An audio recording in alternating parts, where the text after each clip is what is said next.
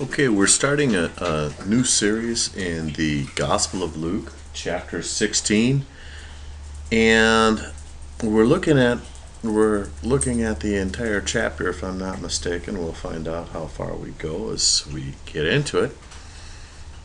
And we're going with a bit of a different name than what you would expect for the teaching here. Most times it's the dishonest manager, it's the shrewd manager, it's something along the lines. But my question for you is, for anyone who has come to faith in Yeshua, you had sins in your life that you didn't care for, but those sins at that point defined you. So looking back, would you want to be noted as that sinner?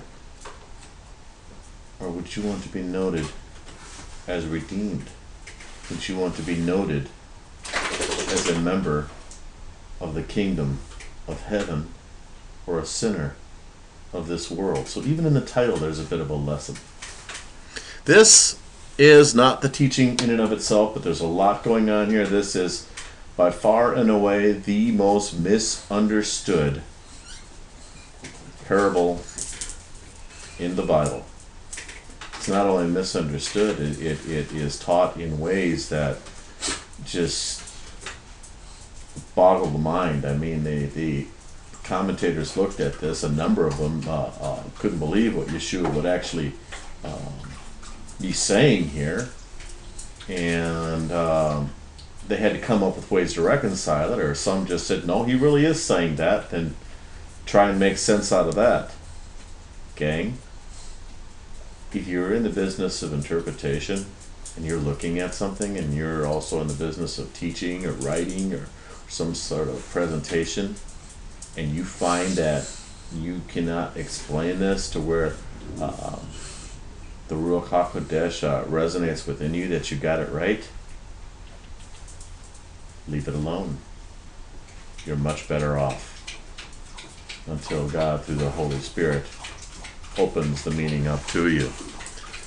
So that being said, this is an intro, and we're looking at Luke 16, 1-8. And he said also unto his disciples, there was a certain rich man which had a steward, and the same was accused unto him that he had wasted his goods. And he called him and said unto him, how is it that I hear this of thee? Give an account of thy stewardship, for thou mayest no longer be steward. Then the steward said within himself, what shall I do? For my Lord taketh away from me the stewardship. I cannot dig. To beg, I am ashamed. I am resolved what to do, that when I am put out of the stewardship, they may receive me into their houses. So he called every one of his Lord's debtors unto him, and said unto the first, how much owest thou unto my Lord? And he said, 100 measures of oil. And he said unto him, take thy bill, and sit down quickly, and write 50. Then he said to another, and how much owest thou? And he says, 100 measures of wheat. And he said unto him, take that bill, and write fourscore. And the Lord commended the unjust steward, because he had done wisely. For the children of this world are in their generation wiser than the children of light. And we're going to look at a number of things that are going to give us some context for this. We started, it would be better to call this the parable of the astute steward, because whatever explanation of the gospel data are proposed, and there are many, they seek to attract our attention less to the dishonesty of the steward than to the ability he displays in assuring his threatened future. One of the problems I've seen in many of the interpretations, I don't want to attack those or do anything that would be construed as that, but people use different methods of interpretation. They use different sciences, whether it's a social sciences, whether it's just literary criticism. They use a number of different methods and techniques, and they assume that technique they use, that tool they use, is the only tool of validity, and they don't really concern themselves with the others. Gang, if you're going to complete a project, In your toolbox are many tools. Use all the tools you need to use to complete the project. And so this is one of the problems. One of the other problems is people see an aspect. They see a piece of the puzzle, and they assume that that one piece is the whole. Make sure you get the whole. Firstly, the scene for these parables, the lost sheep, the lost coin, the prodigal son, the unjust steward, is set in Luke 15, 1-2. There is no new description of the action in Luke 16:1. Because 16:1 says, secondly, he also said, expresses continuity with what preceded. Remember, I always say, look to see, right? Because you look at 16:1, and it would behoove you to actually have the parable open, because when you look at 16:1, if that's the start, what prompted the parable? Because if you don't know what prompted it, you've got no proof text to see if where you're going with it is actually what's going on. Thirdly, all four texts share the parable form, and this continuity is emphasized by certain verbal connections. Anthropos, in other words, a certain man, found in Luke 15:11, 16:1, and 16:19. Finally, the verb diasporzine, in the sense of squandering other people's money, is found only in Luke 15:13 and 16:1 in the whole New Testament.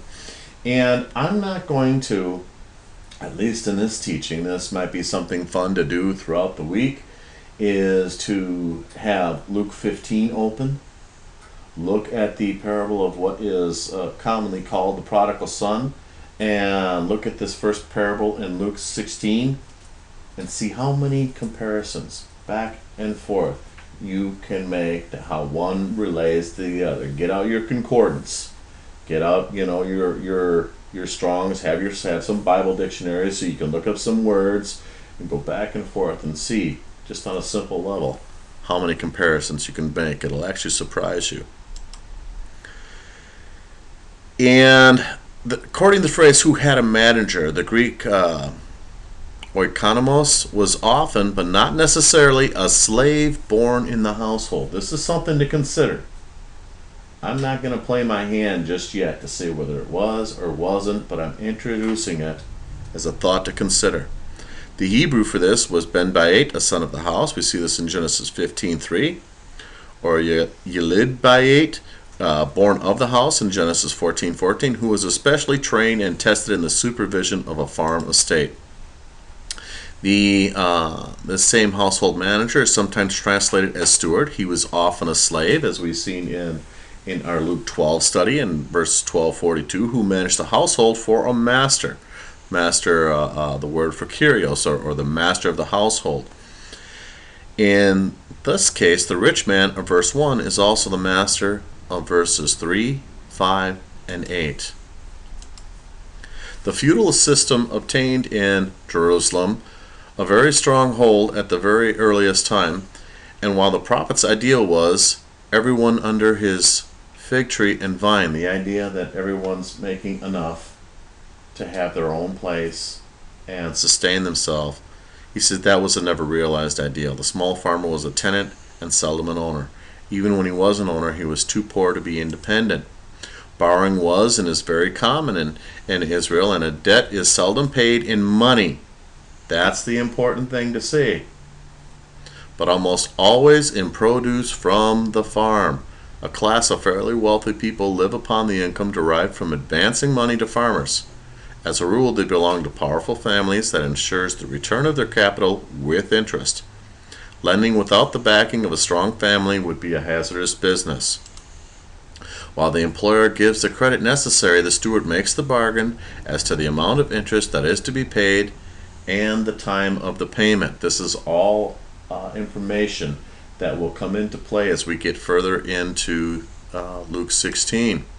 More often than not, contracts are made verbally, and there is seldom a dispute about overcharging, but occasionally written contracts are entered into, the steward writing out the contract on a piece of parchment which is given to the borrower. The lender is never afraid of losing his capital. That's something to keep in mind. He and the borrower know well that the loan will have to be paid in full with the interest agreed on. Rich landowners frequently employed estate managers. Here again, often a slave born in the household. This is a distinct possibility. Who had the authority to rent property, make loans, and liquidate debts in the name of the master. Such agents were usually paid in the form of a commission fee. Because as we'll get into in other teachings, there were laws against usury, laws against interest. Such agents were usually paid in the form of a commission or fee on each transaction they arranged, while token under-the-table additions to loan contracts were common. All the principal and interest had to be in a publicly written contract approved by both parties. We can see this in Tractate Mishnah, Bava Batra 10.4. There is no warrant for the frequent assumption here that the agent could exact as much as 50% above a contract as his fee. Now, notice at the bottom, I put interesting assumption, but is it true? Because there are some things going on here, and this really, really messed with a lot of commentators, because they said, well, you know, this guy, he's cut his bill in half. That means, you know, and if the idea is that he's given what was his cut back, here we're charging by 50%. We're going to cover that. And then he said, well, this guy, it's a far lesser percent. So he charged this guy at this rate, and he charged that guy at a much higher rate. That's insane. We're going to get into that in the next teaching, but this is the backstory for that. If that had been done, the rage of the peasants would have immediately been made known to the landowner. So if they're saying, they're thinking about this from a Western mindset, you know, they haven't really done the work. And this is something we're going to bring on the next teaching. This is an intro. They're saying, this is the kind of thing that would have made people mad. You know, where so mad that they might be fairly angry. They might bring a hostile charge back to the owner. There's a clue there. I played my hand a little bit. And would have prevented any subsequent relationship between agent and debtors, such as the agent tries to construct. Who would have been implicated in the extortion if he acquiesced? That is clearly not the case in this story. Remember this slide. That's why I put interesting assumption. But is it true? Traditional Israelite law provided that an agent was expected to pay for any loss incurred by his employer for which he was responsible. If the dishonesty of the manager became public knowledge, he would have been seen as damaging the reputation of the master, whoever this person is, whether it's a slave, whether it's a hired servant for wages. He is in a role of agency. He is representing the master. So whatever he is doing to you is having a direct result on the master or the one who employs him, on his image, on how he is seen in the community. And so that is something to bear in mind as we go forward. In the case of the dismissal of an agent, the dismissal was effective as soon as the agent was informed of it. Okay. In today's world, we're very instant. We can look at things on our phone. We can open up our laptop. I mean, our phone is the equivalent to some of our, for those of us who are grew up in a different generation, our phone is the equivalent of some of the early laptops and some of the information we have, and not to mention the internet. We can find out information immediately, can't we?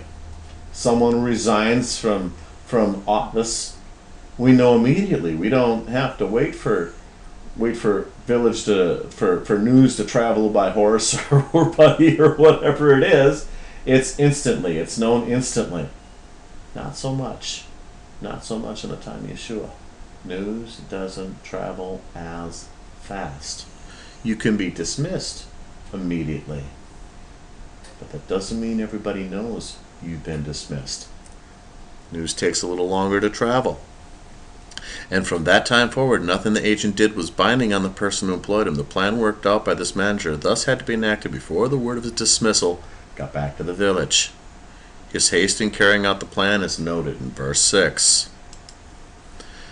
And in 5 to 7, Israelite custom law Customary law governing land rentals assumes three kinds of renters: a tenant who paid a percentage of the crop, a tenant who paid a fixed amount of produce, and a tenant who paid rent in money. We're going to see in our parable that it's payment in produce, what they were able to produce from the land. Well, it's not our main goal in this essay to explore the possible. Now, just because I quote a source on this, a number of these sources, even within what they were saying, there were statements that were way out in left field. So just because I quote a source doesn't mean that that's a great source that you should run out there and get it right away. It doesn't mean that it's plump full of facts and goodies, because I could only share what was good from that, what was applicable, and even as such had to take out what was misleading and would have seriously confused you and put you in the same category as a number of exegetes who had tried to explain this and came away with an extremely strange understanding. Well, it's not our main goal in this essay to explore the possible theological implications of our reading or the relation of this parable to its surrounding literary context. Some comments can be offered. It is clear that telling a story about the redemption of a sinner is hardly out of a character for Luke's Yeshua. In fact, this understanding of the parable would allow it to fit perfectly with the immediately preceding parable in Luke 15, the parable of the prodigal son. And we know that's what the parable is called. We taught that in a rather long, extensive series called The Father's Love, noting that the father had two sons, and both sons had their own issues. Most commentators see the prodigal son as the third in a trio of parables. Now, this is an interesting thought, and this is something we're going to look at as we go forward. Most commentators see the prodigal son as the third in a trio of parables in Luke 15, following the lost sheep in 15:4-7 and the lost coin 15:8-10. However, the similarities between the prodigal son and the preceding parables have been overstated, and the similarities between the unjust steward and the prodigal son are underappreciated. What he's getting at is he sees it as two sets of two. He sees the lost coin, the lost sheep, as a set. Remember, there's no actual clean break between 15 and 16. So he sees the first two, the last one in 15 and the first one in 16, as a set. That's something worth looking at. I'm not going to play my hand any farther than that at this point. Here he says, rather than a trio of parables in Luke 15, followed by an unrelated parable in Luke 16:1-8, there is this section, a pair of doublets, the lost sheep and the lost coin from the first pair, the prodigal son and the unjust steward from the second pair. I want to talk a little bit about the Pharisees, because in 16:1 we're shifting. In 15 we were talking to the Pharisees. The Pharisees were being addressed. And then in 16:1, we're shifting to the disciples, and Yeshua is now talking to the disciples. Does that mean the Pharisees said, oh, wait a minute, he's talking to the disciples. Come on, guys, we need to go. No, Pharisees are still there. So you're talking to somebody. If Yeshua, you're talking to somebody with an audience that also overhears. Keep that in mind. But we need a little bit of background on the Pharisees. Hopefully we don't go overboard on this. The traditional view of the Pharisees has been that they were a Jewish sect or party whose members voluntarily took upon themselves a strict regimen of laws pertaining to purity, Sabbath observance, prayer, and tithing. So they joined together in Havarot, Pharisaic communities, to which initiates were admitted after a probationary period. Why is that important? They're admitted after a probationary period. That tells you that anyone can, after a period of time, after they have been observed, after they have grown up in those customs, after they have been under the teaching and the tutelage of the Pharisees, they can be admitted in, right? Is that any different than a lot of our church memberships right now? It's the same concept. It's the idea that the Pharisees were not. See, because this is the thing we tend to look at. We tend to think these Pharisees were only to themselves. They didn't care about anyone else. But what you see here is anybody can make it into that circle. They can be accepted. You don't just sign up and you call it good. You went through their way of doing things, but what you're seeing is they did reach out to the people. They did have a heart for the people. We're going to find out that this is what separates them from some of the other groups. Those who belonged to the Haberot were Habarim, Pharisaic brothers. The Pharisees or Habarim restricted their dealings with the Haaretz, the people of the land. And they had a couple problems with the people of the land, but even they could be admitted in after a period of time. See, because the people of the land, they said, these people, they're not following our guidelines. They're not doing things as much as we'd like them to do. They're not doing them in the way that we prescribed. Plus, for the most part, they're uneducated. So the Pharisees, so when they say people of the land of the Haaretz, there's almost a little bit of a disdain. But their ultimate goal was the mission of Israel, and that was to be a light unto the nations. They were attempting to do that, but what happens? What happens even in our own walks? We lose sight of who we are. People aggravate us. People disappoint us. People let us down. Those who know Yeshua, those who don't know Yeshua. And suddenly we forget that we are agents of Yeshua to these people. We forget who we are and act like who we were. I'll let the Holy Spirit guide that conversation as wherever it needs to go further. Many of the Pharisees were scribes also, though most were not. This accounts for the New Testament reference to the two groups, scribes and Pharisees, along with occasionally mention of scribes and Pharisees. A Pharisee was usually a layman without scribal education, whereas a scribe was trained in rabbinic law and had official status.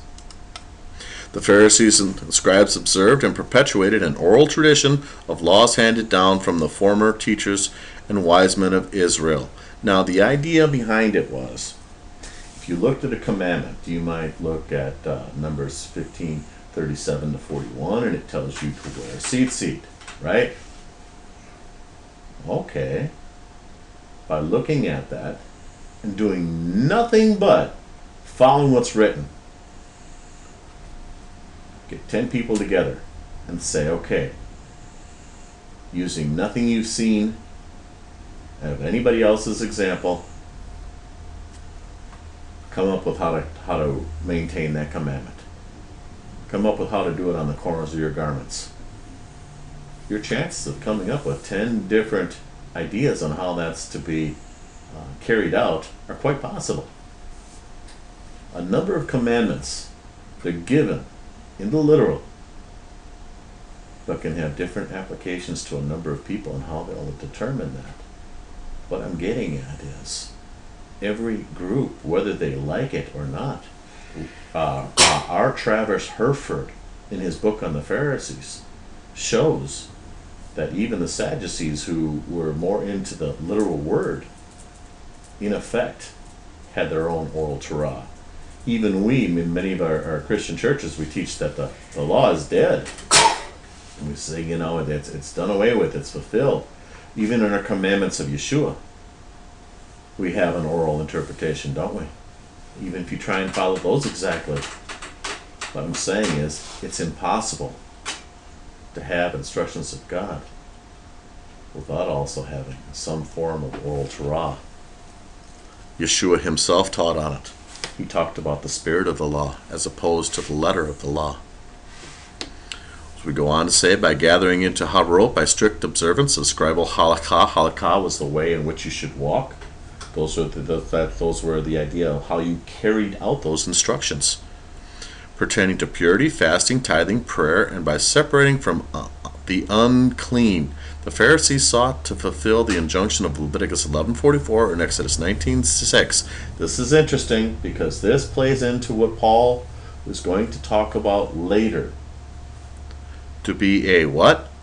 A holy nation and a kingdom of priests. Remember, Paul himself was a Pharisee and not exactly a lay member, was he? Their goal was to replicate the laws of temple purity in the home. In other words, they're bringing the things from the temple, what you would have learned from the temple sacrifice, or what you would have learned from the temple services, to not just be a part of the temple service, right? But to be a part of your everyday life. The first century Hellenistic Jewish historian Josephus mentioned the Pharisees 42 times in 3 of his writings. In Vita 2:10-12, he claimed to have subjected himself to the religious training of the Essenes, the Sadducees, the Pharisees, and a certain Bannus, apparently a desert ascetic of some sort, between the ages of 16 and 19. After spending most of this period with Bannus, he returned to the Pharisees. The chronology here is not quite clear, and the events seem somewhat compressed. The idea is, in a Western culture, chronological order is of the utmost importance. But in the first century culture of Israel, this is very much an Oriental influence. Chronology wasn't important. What struck you as most important, what struck you as most significant, is what was of importance. So you didn't list things in an Eastern mindset the same way you would in a Western mindset. And this is where a number of exegetes have had problems and issues when they try and confuse the world, throw them in a blender and hit parade. They come out extremely strange. Josephus characterized the Pharisees in several passages that deal with the philosophical schools of the Jews. Why is he calling them philosophical schools? What did we just read about Josephus? He was Hellenized. Who's he writing for? He's not writing for Jews. He's got to use terms that the people he's writing for understand.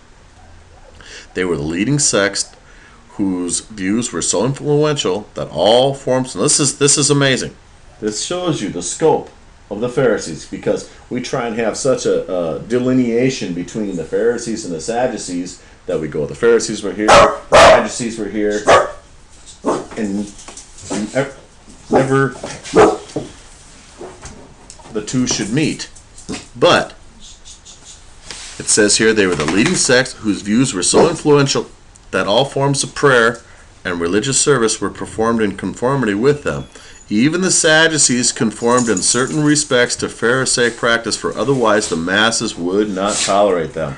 What does that tell you? It tells you that these people were so influential that the Sadducees, who wanted nothing to do with them, even in their services in the temple, had certain things that the people were so used to from the Pharisees that if they didn't get that in the temple, there were going to be issues. So you're starting to see the scope of how important these people were. The Pharisees were considered the most accurate interpreters of the law. So we're starting to see just how important they were, and expert in their country's laws. They excelled the rest of the nation in observing the religious customs. So you want to look about who's got the minds and hearts of the people. Who is it? It's the Pharisees. The Pharisees believed that God controls events, though men also choose their course of action, and that human souls live on after death, good ones in another body and bad ones in eternal punishment. You're starting to see a lot of the New Testament teaching play out. Pharisees lived simply and did not pursue luxury. They were agreeable and hospitable to each other. Matter of fact, Mr. Newster, in a number of his books, shows how the Pharisees moved in amongst the people to reach out to the people, to teach the people, to bring them up. Granted, they wanted to bring them up in their way of doing things, their school of doing things, but they were the ones actually reaching out to the people. They were the ones that had a heart for the people, a heart for the lost. In certain situations, they sent out deputations to deal with various problems. It could be inferred from Vita that there were ranks among the Pharisees, for there is mention of those who were leaders. In addition, some of them were what? Priests. See, like I said, remember, we tried to say that there was such a delineation. Sadducees here, Pharisees here, never the twain shall meet. It wasn't as nice and clean cut as we like to think. On account of which doctrines they are able to greatly persuade the body of people. Here again, they've got the hearts and minds of the people. Very important to have in the first century. And whatsoever they do about divine worship, prayers, and sacrifice, they perform them according to their direction, insomuch that the cities gave great attestation to them on account of their entire virtuous conduct, both in the actions of their lives and their discourses also. This is from Josephus, Antiquities 18:15. So, what many of our church commentators have taught us is they were nothing but legalistic, and these guys were nothing but trouble, and they were overbearing. But yet, you remember the scripture, Yeshua talks about he doesn't correct the bastard children. Yeshua was continuously using Pharisaic methods to teach because that's what the people understood. But that's also how he would reach the Pharisees. They're the ones he's correcting. Moreover, the Pharisees are friendly to one another and are for the exercise of concord and regard for the public. If you just sat in a number of churches and you heard them teach about the Pharisees, you wouldn't get that interpretation, would you? This is one of the things you have to take in and find out who these people were. You have to bring the social sciences in. And I'm not saying that at the expense of the other interpretation of schools. But the behavior of the Sadducees one towards another is in some degree, what? Wild. That's not something you're looking for.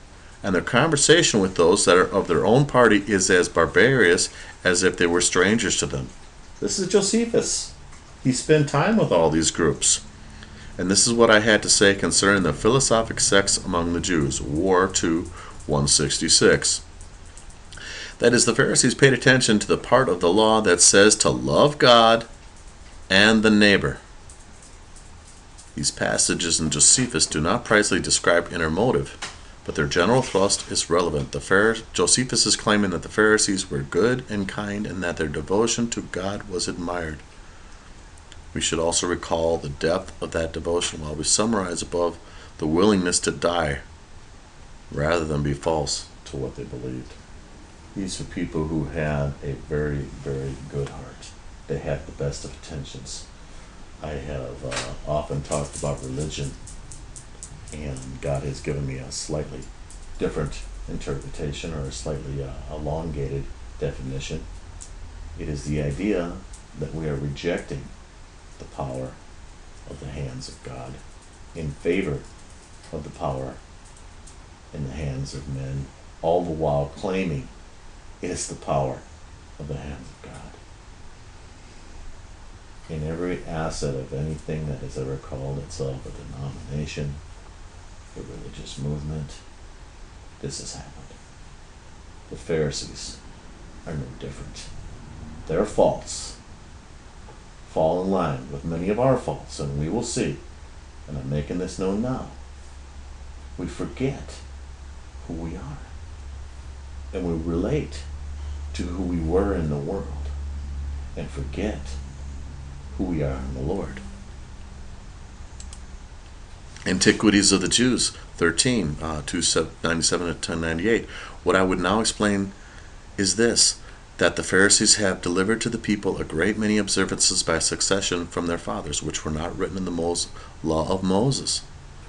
And for that reason, it is the Sadducees reject them and say that we are to esteem those observances to be obligatory which are in the written word, but are not to observe what are derived from the traditions of our forefathers. The idea that they looked at the commandments, and the commandments say, you shall not murder.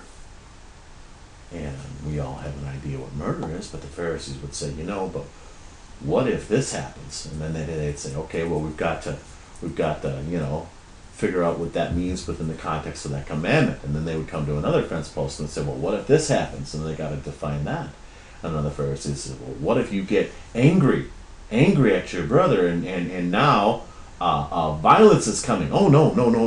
We got to make sure that you don't get angry at your brother without a cause. Or they would say, not to boil a kid in its mother's milk. And you say, well, what? So we want to make sure we don't do that. So then they say, well, what if you've got cheese and you've got hamburger, and they both came from the same cow? What are we going to do?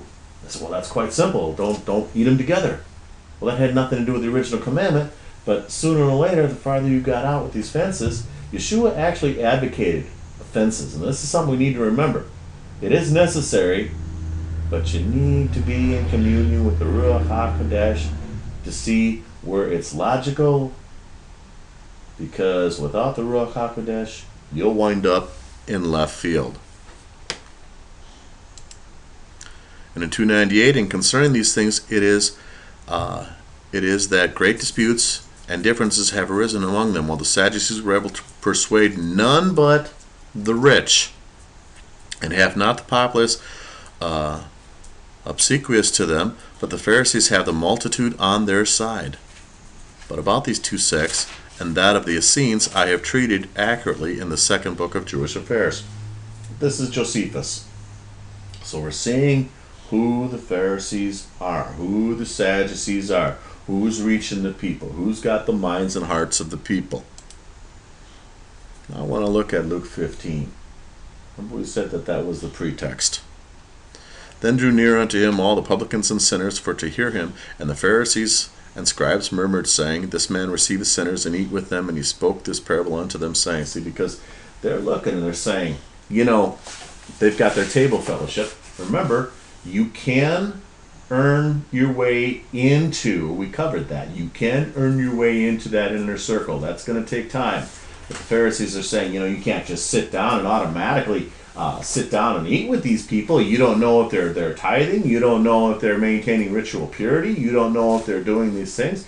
You don't know how they react towards the Word of God. Do they take the Torah serious? Their way of living may affect you, and if they are ritually impure, that ritual impurity will affect you. How in the world can you claim to be of God or a teacher if you're going to take the chance and just sit with these people? Teach them in a crowd. Don't just sit down and eat with them. There's too much that could go wrong. They would see that as irresponsible. And so we see examples of this within the book of Acts, if I'm not mistaken. Because remember, the Pharisees had the hearts and minds of the people. As such, Yeshua's got to explain a few things to him. He said, What man of you having 100 sheep, if he lose one of them, does not leave the 99 in the wilderness and go after that which is lost until he find it? And when he hath found it, he layeth it on his shoulders, rejoicing. And when he come home, he calleth together his friends and neighbors, saying to them, Rejoice with me, for I have found my sheep which was lost. I say unto you that likewise joy shall be in heaven over one sinner that repenteth, more than over 99 just persons which need no repentance. Now, the 99 out of 100. If any endeavor on a percentile, would you take a 99% success rate? I would. That's awesome. If I'm going to endeavor in something and I have a 99% chance of success, that's an adventure worth taking. That's a venture worth getting into. That's an undertaking that should be undertaken. 99 out of 100. Wow. Those are really good odds.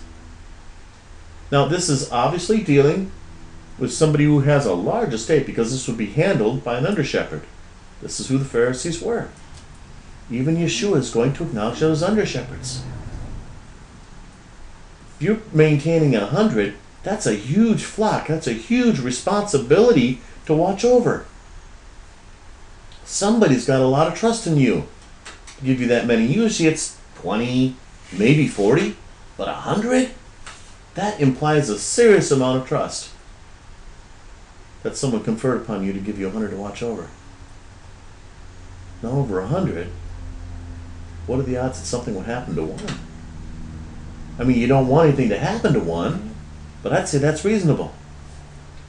What does this say? This says that even that one is precious, is valuable in the sight of God. Even that one out of 100, there's 99 that are righteous. If there's just one who isn't, God says, God's not willing that any should perish, but that all should come to repentance. Even that one is too many. Does it happen? Yes. But what does God say? He says, we're going to extend great effort to go after that one. We're going to do whatever it takes, even though we've got 99%. Let's see if we can't get that 1%. And if that 1% does come, oh, what a rejoicing there is. You still got the 99. But now, you've got that extra 1%. That becomes a reason for rejoicing. That becomes the reason for the joy. That becomes the can't contain myself. I got to tell everybody. We got to have a party. We got back the entirety. Leave no man behind, so to speak. Luke 15, 8-10. Or what woman haveth 10 pieces of silver? If she loses one piece, does not light a candle and sweep the house and seek diligently until she find it. Here we get into a little bit more of the work. There's some work going on here. You're not going to extend the effort. If you have 90% of something, you've only lost 10%. That's still a fantastic success rate. That's something that people are going to be a part of. If you can promise an investor a 90% chance of success, you've got his ear.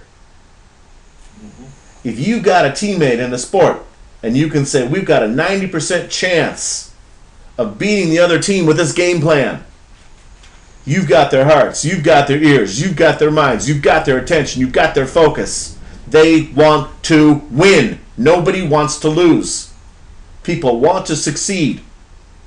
90% is still huge. But look at the effort. This woman who's got 10 coins, who's lost one, she's still doing pretty good. She's got 9. She's extending great effort. She's bound and determined, no matter what the cost, what the odds. She's going to find it. And when she does, this is great jubilation. This is great joy. Who's this directed at? This is directed at the Pharisees. They're saying, you didn't want these people at the table. You're worried about this, you're worried about that, you're worried about that. You're forgetting who you are. You're forgetting your very goal, the very heart you had towards these people. You're losing sight of that. It's worth going through the effort because these people are that valuable in the sight of God. Goes on. We're going to get a little bit more in depth. It said a certain man had 2 sons. And the younger of them said unto his father, Father, give me the portion of the goods that falleth to me.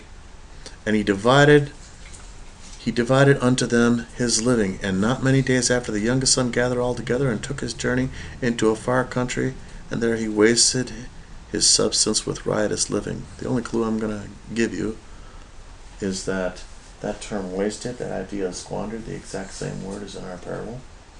So there is one connection there. This younger son had basically just told the father, this is a harsh thing, because he's not going to get his inheritance till his father dies. In that culture, he's just told the father, I wish you were dead.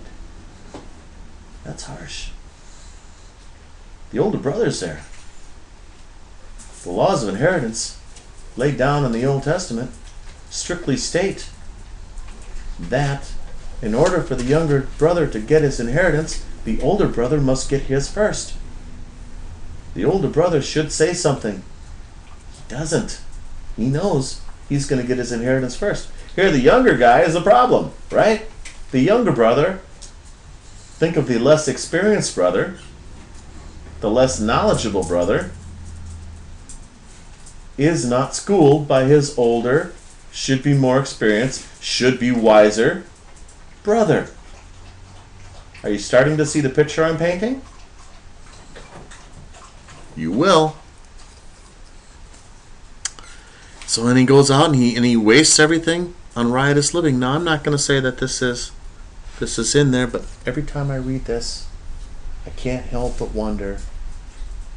I really can't help but wonder if there are those in their walk where they're not getting their inheritance, their heavenly inheritance, their heavenly reward down here, and wasting it on earthly things instead of having it as heavenly treasures. Every time I read this parable, I wonder. I'm not telling you that is or isn't. I'm just telling you that thought goes across my mind every time I read this. So he squandered everything with riotous living. And when he had spent all, there arose a mighty famine in that land. Broke and hungry. And he began to be in want. And he went and joined himself to a citizen of that country and sent him into his fields to feed swine. Talk about embarrassing. He's broke, he's hungry, and he's humiliated. And he would fain have filled his belly with the husk that the swine eat, and no man gave unto him. And when he came to himself, he says, How many hired servants of my father's have bread enough and to spare, and I perish of hunger? I was actually surprised that in here Yeshua referred to a hired servant. A hired servant works for wages. But to give you an idea, that would be the lowest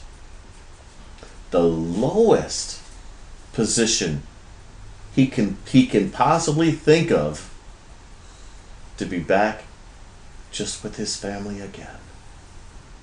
Why do I say that? What if I told you that that position of a hired servant is even lower in the love and the care than the slave? Because the slave was so taken care of. His every need was provided. Even if the slave was dismissed.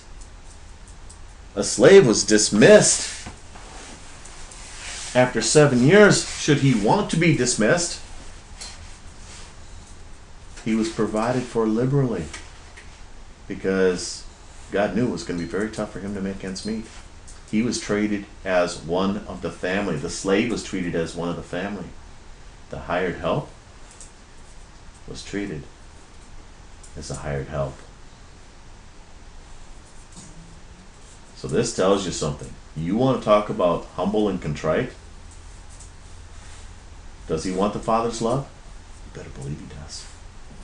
But he doesn't even have the heart to ask to return as a slave, in which he would have had the Father's. He would have felt known. He would have had the security of feeling the Father's love. He's even laying that down and saying, even if I can return as just a hired servant. We don't think like that in our Western mindset. But in this mindset, a slave actually has more care and is actually closer to family than the hired servant. I will arise and go to my father, and will say unto him, Father, I have sinned against heaven and before thee, and am no more worthy to be called thy son. Make me as one of thy hired servants. And he arose and came to his father. But when he was a great way off, his father saw him and had compassion, and ran and fell on his neck and kissed him, which would have been extremely embarrassing, because men in the Eastern culture of that time, fathers, you have just been embarrassed by your son. You have been insulted. And of all insults he has wished you were dead. You brought embarrassment upon the family. There was embarrassment upon the community. They would have been waiting for him to yell and scream at this returning son, but the son is merely moving towards the father, and the father takes off running, and men in this culture did not take off running, not to mention to totally forgive and embrace his returning son. Do you see the message that we missed the first time we went through the series? That's the importance. That's the value of how important God sees the lost. He says, even if it's only 1 out of 99, even if it were 1 in a million, as we would say, God sees an extreme importance in that one. God's goal is 100%. We're happy with, many of us, 80, 85. Not to mention 90 or 99%. Moving forward. And the son said unto the father, I have sinned against heaven and in thy sight, and am no more worthy to be called thy son. But the father said to his servants. Here it is again. So you see, this still does tie in with the other 2 parables, doesn't it? Here's the same thing. We've got that there's restoration here. That's a cause for celebration. Even if it's only 1. Even if it's only 1/10. Even if the son just wished me dead. That becomes forgotten. What is remembered is that the son is home. Because he says, bring forth the best robe and put it on him, and put a ring on his hand, and shoes on his feet, and bring hither the fatted calf, and kill it, and let us eat and be merry. For this is my son was dead, and is alive again. He was lost, and is found. And they began to marry. I bring you right back to the title. Not the crooked steward, not the unjust steward, not the shrewd steward, usually with the idea that conniving and clever in a disparaging way, but the astute steward. In the same manner, how does God talk about his son coming back? How does the father talk about his son coming back? Not the one who slandered the name of the family, the name of the community, brought embarrassment. But what is it? It's a time for rejoicing. It's a time for celebration. He's alive. He was dead, but now he's alive. He's gone, but he's returned. Now his elder son, this is the one that didn't say anything. He knew he was getting. Not only that, he would have been more versed in Torah. He would have been more knowledgeable about the way things work. Should have set his brother straight, right? Remember when you were a teenager? You pretty much thought you had it all worked out. You had your own idea. Maybe your older brother wasn't, or older sister wasn't so smart after all. I know my brother and I, there were 15 years between us. It was a really interesting scenario. So he had actually experienced a lot more than I had at any given stage of life. You know, but you begin to think, hey, you know more than these people, right? In your teens, your parents are like, oh man, they just don't have a clue. That was a different age. That was a different time. They're like the dumbest people out there. The interesting thing is, looking back, the older you get, the smarter they seem to have gotten. So now his elder son was in the field, and as he came and drew near to the house, he heard music and dancing, and he called one of the servants and asked, what's going on? What do these things mean? That sounds like a celebration over there. This is something. There's a celebration. I gotta get back. I gotta be a part of it. It's a festive thing. And he said to him, their brother has come. What? That guy? We're going to celebrate that guy? And thy father hath killed the fatted calf, because he hath received him safe and sound. Wow. And he was angry. He says, and would not go in. Therefore came his father out and entreated him. You don't understand the value of the lost, either coming for the first time or returning. You're going to act like this brother. This brother is a picture of the Pharisees. Dang, the Pharisees. This is who the Pharisees would have seen themselves being referred to. notice in this parable, we will find that we know what happened with the younger son, right? But we don't know what happened with the older son, as we'll see.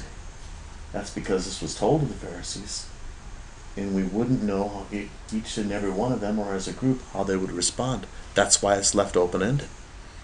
And he answering said to his father, these many years I've served you. I haven't done anything against the commandment. We never had a celebration like this. That guy there, he messed up. Dad, he embarrassed you. Really? What did the older son do? Kept quiet. I'm gonna get my inheritance. But that guy, he embarrassed you. He took his inheritance and look what he wasted it on. And you're gonna reward that guy? This is the mindset of the Pharisees back in 15. 1 and 2, right? You're going to sit down and eat with those people? Do you know who those people are? Oh my word, you might be ritually unclean. You don't know if they keep kosher. You don't know if they tithe. You don't know if they keep ritual purity. I don't have a problem with you teaching them, but do it from a distance and take your time. Right? They forgot who they were. So he says, you never gave me a party where I might have my friends here. But as soon as your son comes, he says, look at this, which has devoured thy living with harlots. Thou hast killed for him the fatted calf. So, he's getting detailed. There's some hostile intent here. I just left another clue. And he said unto him, Son, thou art ever with me. So what he's saying to the Pharisees, see, because we tend to think that Yeshua was just lambasting the Pharisees and, couldn't stand them. It broke his heart because they had a heart for the people. And it broke his heart that they forgot who they were. And all that I have is thine. Wow, that'd be hard to hear, wouldn't it? It was meet that we should make merry and be glad, for thy brother was dead and is alive again, and was lost and is found. That one sheep, my 99, they were good. But now we got all 100. We had 9 coins. 9 coins is good. But now we have the whole. We've got all 10. The value of the lost is what I missed. And the people who were with me at the time, at what was it, like 13, 14 teachings in this series? They get through the whole thing. It might have been more. It went on a long time. I hadn't seen that. God showed that to me this time. I want to get into another book called The Gospel Parables in the Light of Their Jewish Background by W.O.E. Osterling. And this is the last thing we need to cover before we close this teaching, and the next teaching we'll actually get into the parable. This is the background information. The parable of the unrighteous steward follows immediately upon that of the prodigal son, without apparently any special event or utterance to prompt it, as is the case with so many parables, and unlike the 3 preceding parables, which were called forth by the murmuring of the Pharisees and scribes, this man receiveth sinners and eateth with them, Luke 15:2, it is addressed specifically to the disciples. Remember, but the Pharisees are still there with an earshot. This happens right after. There's no time frame between the two. Though the Pharisees who were listening took it, no doubt rightly, as applying to themselves, as we will see when we get into Luke chapter 16, verse 14. One of the chief points upon which the interpretation of this difficult parable turns is the relationship between the certain rich man and his steward. Here it is of prime importance to decide whether this relationship is thought of as being under the Roman or Jewish regime. And this is why I brought this in. Because the way Rome is going to treat failure and the way Israel is going to treat failure is completely different. The way you are going to function as a steward of Rome or in a Roman culture is also different than the way you would function and operate under a Jewish culture, so it becomes very important to know this. Some modern commentators hold that it is the former and point out that the steward, in bidding his employer's debtors strike off some of what was owing, was not wronging him, but was denying himself something that was by right in order to gain the goodwill of the debtors and thus secure himself against the time of difficulty facing him. We're going to get into, there wouldn't have been a problem with the steward actually charging a commission. We're even going to show you that the Pharisees had a practice of doing this. Am I going to say it's right in the eyes of God? No. I'm going to say they played semantics with the word. If this interpretation is correct, the parable would undoubtedly be shorn of some of its difficulties, and it is presumable for this reason that it has been out forward. But, as will be seen, this interpretation will not stand. There are in the text placed several words and expressions which likewise show the Jewish setting.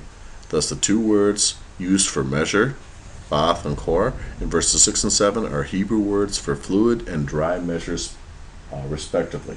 There's a clue. And we're going to get into just how much those were and the significance of those amounts in a later teaching. This is just an intro. Then we have a certain number of Hebraisms in the Greek. Now, he listed a bunch of other ones, but every time he listed the Hebraisms, he went back and gave the Aramaic word for them.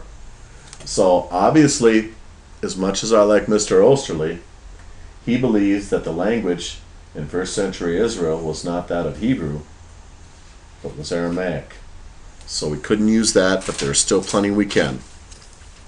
So then we have a certain number of Hebraisms in the Greek: the steward of unrighteousness, the sons of this world, I got that actually twice, the sons of light, the mammon of unrighteousness. These are all Hebraisms. A further point is the use of parallelisms throughout the section. This was a method the Romans wouldn't have been using. This was very something you would have seen in the Bible as well as in Jewish literature. This is both in the parable and in the explanatory comments, especially in the latter. These, as is well known, are a characteristic feature in both the Hebrew and Jewish literature. In the present case, a special attention must be drawn to them, for they are so Hebraic in their balanced structure. Indeed, there is such consistent method running through these parallelisms that one feels tempted to believe that in their outward form of ordered consistency they illustrate the lesson which, as we shall see, the parable intended to teach. This would be quite in accordance with the message of the Jewish pedagogics. I can't pronounce that word. Pedagogics. Thank you. The very interesting thing is that this was so frustrating amongst the commentators because they wouldn't see this part, and they would say, Mr. Osteen on this doesn't know what he's talking about. They would say that 9 to 13 is just something that Luke, the editor, just thought that would be a good place to put that. There were some that even said, 9 to 13 should be after the next parable. We got no idea why Luke put it there. And so this is the frustration. If you're going to search this up, make sure you're in prayer. Make sure you bring the Ruach HaKodesh with you, because you'll throw every book you have up against the room that you read. Because they're going to bring some stuff in, and then they're going to let you down. You've got to be in prayer. So let's look and see what he sees. He starts off with, "And I say unto you, make to yourself friends of the mammon of unrighteousness, that when you fail..." Now here's a big clue. The oldest translations don't have "when you fail." More correctly, it should be "when it fails." What's going to fail? The mammon of unrighteousness is going to fail. Can you think of a couple instances where that would fail? I can think of two. And maybe there's more. One would have been like the stock market, when that totally crashed and money was worthless. A wheelbarrow full of money, people running around hoping to get a loaf of bread.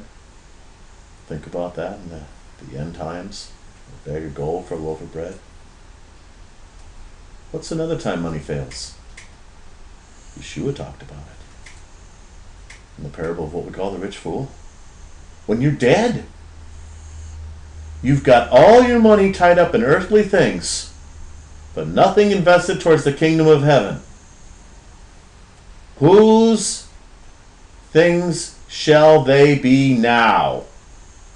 Will the mammon of unrighteousness have failed you in that moment? In that very important, pivotal moment?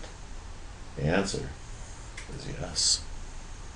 It says that when you fail, they may receive you into everlasting habitations. The parallel, making friends of the mammon of unrighteousness, in other words, being received into everlasting tabernacles.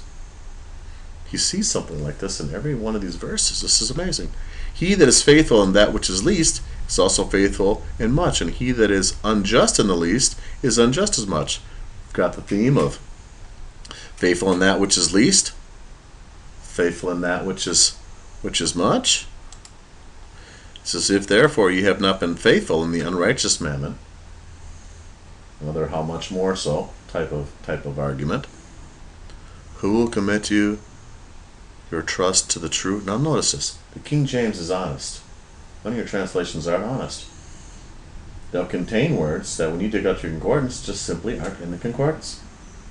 But when the King James interpreters, I believe they use the only ones to really use the right documents for which to do their Bible. They said, you know what? To our Western way of thinking, if this just says, who will commit to you the true? Wow, that doesn't really complete the sentence, does it? So what is it? What do we put in there to, let's see, we're talking about mammon of unrighteousness, so must be riches. So if we put the word riches in, but we don't want people to, think that the word riches was originally there. We just put it there so it makes sense to a Western mind. That's why it's in italics. That's not what it actually says. This word true goes back to emet. Right? So in other words, being faithful with the unrighteous mammon, that's the thing that's of value of this world. If you're faithful with that which is valuable in this world, you'll be entrusted with what is true. Heavenly truth is true in heaven. You're dealing with heavenly riches. Isn't that a Kolve Homer? Absolutely. You found this light skill. And then we're even referring to it that way. We're calling one unrighteous. We're calling one true riches. Because that's what it's dealing with. It is dealing with riches. But the idea is, Emet, you're dealing with the heavenly riches. You're dealing with what is truly valuable. To make the point even clearer, he says, if you have not been faithful in that which is another man's, who shall give you that which is your own?